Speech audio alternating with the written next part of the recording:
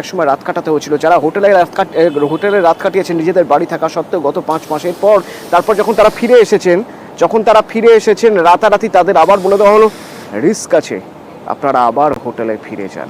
তো তারা কি করবেন? তারা বসে পড়লেন মেট্রো স্টেশনে। কারণ কতদিন এইভাবে নিজের বাড়ি থাকতেও, নিজের সব কিছু থাকতেও বেঘর হয়ে থাকা যায়? সম্ভব?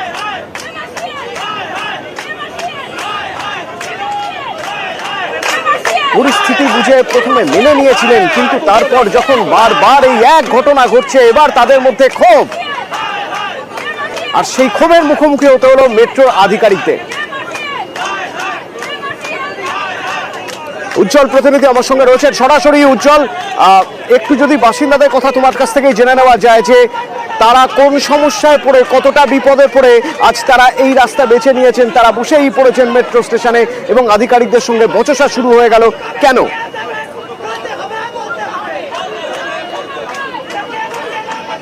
একটা কথা বলা যেতেই পারে, একটা কথায় সেটা দুর্গা পেট্রোলিয়ামের বাসিন্দাদের কিন্তু ধৈর্যের বাঁধ ভাঙছে। তাদের বক্তব্য আর কতবার, তার কারণ মাঝে মধ্যেই এরকম ঘটনা ঘটছে। কখনো হঠাৎ করে রাত্রিবেলায় তাদের কাছে ফোন আসছে যে এক্ষুনি বেরিয়ে হোটেলে চলে যেতে হবে।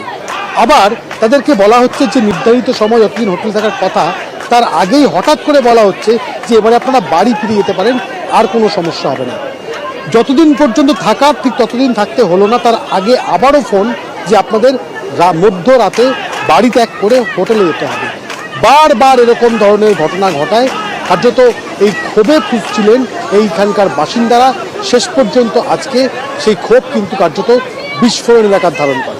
প্রথমে তারা এখান থেকে তারা বিক্ষোভ দেখাচ্ছিলেন, যখন মেট্রো রেল আধিকারিকরা এলেন তারপরে তাদেরকে তারা বিক্ষোভ দেখালেন যে এই সমস্যাটা তাদের আর কতদিন সহ্য করতে হবে। তারপরে এই যে মেট্রো স্টেশন, সেন্ট্রাল মেট্রো স্টেশনের ভেতরে তারা ঢুকে যায়। প্রথমে তাদের উদ্দেশ্য ছিল যে তারা টিকিট কেটে প্ল্যাটফর্মে ঢুকবে এবং সেই ট্রেন লাইন ধরে তারা এগোতে থাকবে প্রতিবাদ জানিয়ে, কিন্তু শেষ পর্যন্ত সেটা করা সম্ভব হয়নি। তার কারণ তার আগেই তাদেরকে আটকে দেওয়া হয়েছিল এবং তারা বসে পড়ে বিক্ষোভ দেখাতে থাকে। যে যাত্রীরা তারা আটকে পড়ে, শেষ পর্যন্ত পুলিশ এসে তাদেরকে নিরস্ত্র করে এবং এখানকার এখন আপাতত পরিস্থিতি স্বাভাবিক হয়েছে। কিন্তু এখানকার মানুষের বক্তব্য যে এরকম ধরনের ঘটনা বারবার ঘটছে, বারবার মানুষগুলো যারা অসহায় হয়ে, যারা নিরুপায় হয়ে মেট্রো স্টেশনে বসে পড়েছিলেন, সেন্ট্রাল মেট্রো স্টেশনে, তারা এখন কোথায়? তাদের কি আবার সেই হোটেলে ফিরে যেতে হচ্ছে বাধ্য হয়ে? বাড়িতে থাকার মতো পরিস্থিতি কি আদৌ আছে তাদের? কোথায় তারা এখন?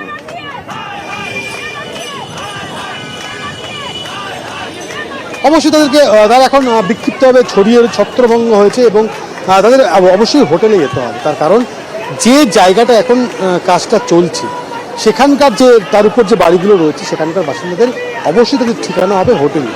কিন্তু এইভাবে বারবার হোটেলে যাওয়া এবং যে বাড়িগুলো এখনো পর্যন্ত ক্ষতিগ্রস্ত হয়েছে সেই ক্ষতিগ্রস্ত বাড়িগুলো মেরামত করা হয়নি, ফলে যাদের হোটেলে যেতে হচ্ছে না তারাও কিন্তু সেই বাড়িতে থাকতে পারছে না। তার কারণ বিপজ্জনক অবস্থায় রয়েছে। যদিও কর্তৃপক্ষ বলছে, মেট্রো কর্তৃপক্ষ, মেট্রো রেলের আধিকারিকরা এসেছিলেন, তাদের বক্তব্য যে কাজ শেষের মুখে এবং কাজটা একেবারে যখন শেষ হয়ে যাবে তারপর যে সমস্যাগুলো রয়েছে তারা সমাধান করবে। কিন্তু অর্থাৎ মেট্রো কর্তৃপক্ষ কোনো রিস্ক নিতে চাইছে না, কিন্তু যাদের ঘর থেকেও তারা বেঘর হয়ে গেছে তারা মেনে নেবেন কি করে?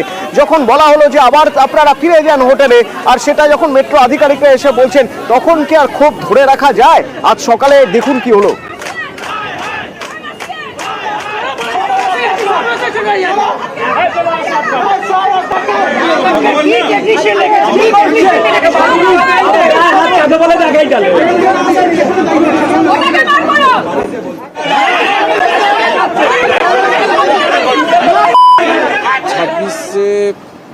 আগস্ট থেকে সেপ্টেম্বরের 2 অবধি আমাদেরকে বলেছিল নিচে ক্রস প্যাসেজ হবে, ক্রস প্যাসেজের জন্য আমাদেরকে বার করা হয়েছিল।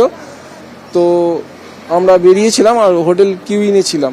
তা 2 তারিখে, সেপ্টেম্বরের 2 তারিখে বাড়িতে আসি, বলে সব ওকে। তারপরে দেখা যাচ্ছে কাল রাত্রির 1টার সময় বলে যে এমার্জেন্সি বেরোতে হবে। তা আমরা সেই এমার্জেন্সি বেরিয়ে হোটেলে ছিলাম, হোটেল থেকে এখন আবার আসছি। তো আমাদের একটা নির্দেশ আছে ওপর থেকে যে জল লিকেজ হলে কিন্তু ইমিডিয়েটলি ইনফ্লুয়েন্স জোনে যে কটা বাড়ি থাকবে সেই সব ফ্যামিলিকে আমাদেরকে হোটেলে শিফট করা হবে। তো কাল আমরা 52টা লোক 11টা ফ্যামিলি আমরা শিফট করেছি এখানে লোকাল 4টে হোটেলে, এবং জল অনেকটা কম হয়ে এসছে লিকেজ। আশা করছি যে ইঞ্জিনিয়াররা বলেছেন যে বিকালের মধ্যে বন্ধ হয়ে যাবে, তারপরে আমরা 24 থেকে 48 ঘন্টা অবজারভেশনে রাখবো, তারপর আমরা আবার বাড়িতে তাদের ফিরিয়ে নিয়ে আসবো। 5 বছরে আসার আলো দেখেনি, আর 1 ঘন্টায় আসার আলো দেখা যাবে? এদেরকে নিয়ে ছিনিমিনি খেলা হচ্ছে। ওই আবার ঘটনা ঘটতে করতে একদিন বাস্ট হবে। এরা এতটাই ইগনোর করছে এই মানুষদের যে এদের কাছে কেউ আসছেও না। যে অবরোধ ছিল সেই অবরোধকে আমরা তুলে দিলাম, কারণ রাস্তা অবরোধ করলে অনেক বেশি মানুষ অসুবিধায় পড়তেন। সেই অসুবিধায় সরে আসার জন্য আমরা কিন্তু মেট্রো স্টেশনে এসেছি, কিন্তু ওদেরও তো একটা সদিচ্ছা থাকবে, সেই সদিচ্ছাটা তো কিছু পাওয়া যাচ্ছে না। ঘর মানে তো শুধু ঘর নয়, ঘর মানে সংসার, ঘর মানে একটা স্বপ্ন, ঘর মানে দীর্ঘদিনের অভ্যেস। সেই ঘর ছেড়ে বেঘর হয়ে যাওয়ার পর যখন সেই ঘরে ফিরে আসা যায় একটা শান্তি। কদিনের জন্য বাইরে গেলেও যদি কেউ নিজের ঘরে ফিরে আসেন তো বুঝতে পারেন যে ঘরে ফেরা মানে একটা শান্তি, সুইট হোম। তো সেই ঘরে ফেরার পরেই যদি আবার ফোন আসে যে আপনাদের বেরিয়ে যেতে হবে, কি অবস্থা হতে পারে বুঝতেই পারছেন। ঠিক এই একই অবস্থায় পড়ে রয়েছেন এখানকার মানুষ, কারণ তারা ঘরে ফেরার পরেই জানতে পারছেন আবার তাদের বেরিয়ে যেতে হবে। ঘরে যতক্ষণ থাকেন গত 5 বছর ধরে তারা টেনশনে থাকেন তা কখন ফোন আসবে। হাতের কাছে যাবতীয় মূল্যবান জিনিস এবং সবচেয়ে জরুরি জিনিসগুলো রেখে দেন হাতের কাছে একটা কিট বানিয়ে, তার কারণ জানেন ফোন এলেই সঙ্গে সঙ্গে বেরিয়ে যেতে হবে। এরকম একটা পরিস্থিতিতে শাটেল ককের মতো কখনো হোটেল, কখনো নিজের ঘর, আবার কখনো হোটেল, এইভাবে চলছে। কিন্তু এরকম হচ্ছে কেন, কেন হচ্ছে, সমস্যা কোথায়? আবির প্রতিনিধি আমার সঙ্গে রয়েছেন, বলতে পারবেন আবির? প্রথমত যে জায়গাতে কাজ চলছে সেখানে অ্যাকুইফার আছে, এবং এটা তুমি জানো যে গত 5 বছরে অন্তত 9 বার এই ধরনের ঘটনা ঘটলো, এবং অ্যাকুইফারের মধ্যে কাজ করতে গিয়ে তাদেরকে সব থেকে বেশি সমস্যায় পড়তে হচ্ছে।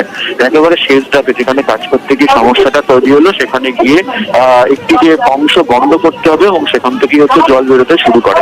যদিও মেট্রো কর্তৃপক্ষের বক্তব্য তাদেরকে যদি কাজটি শেষ করতেই হবে,